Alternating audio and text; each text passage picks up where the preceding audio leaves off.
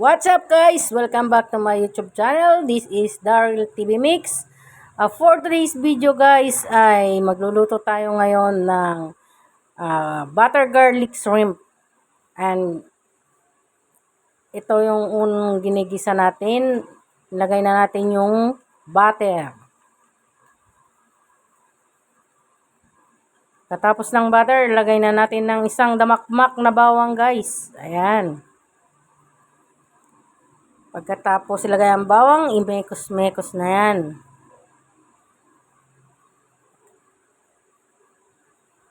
Pagkatapos ng halo-haloin ng bawang, ilagay ang Knorr cubes. Ilagay ang toyo.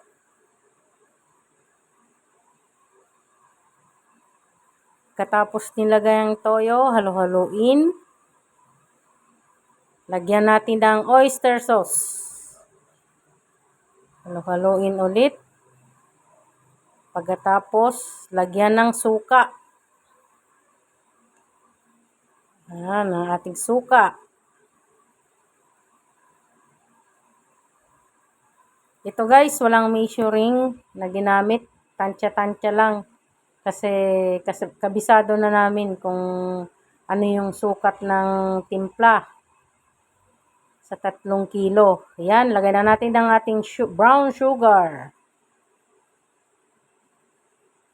Halo-haloin para mag-mix yung mga lasa. Bago ilagay ang ating 3 kilong hipon.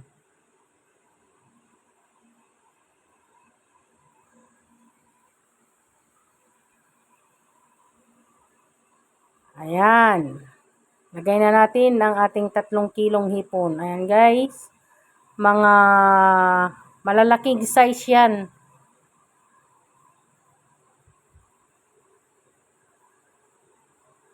Ayan po. Inilagay na. Ang lalaki. Mga 4 na piraso. Solve ka na guys. Ayan. Patuloy lang natin ilagay ang ating shrimp.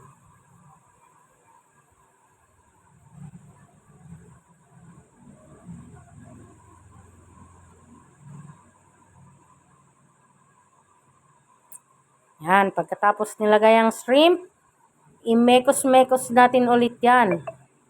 Halo-haluin. Ayan, kung nakikita nyo guys, medyo mamula-mula na ang ating hipon. Ayan guys, oh. Parang amoy pa lang, ulam na.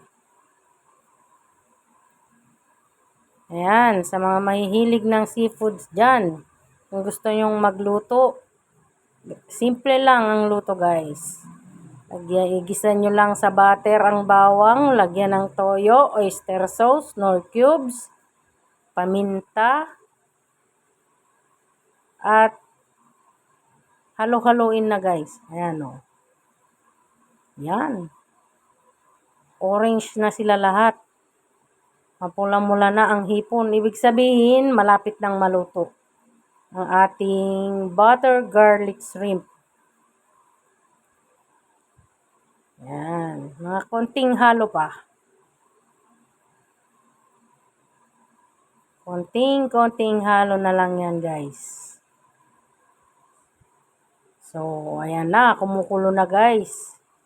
Okay na siya. Tapos na siya. Salamat sa panonood. Bye guys. God bless.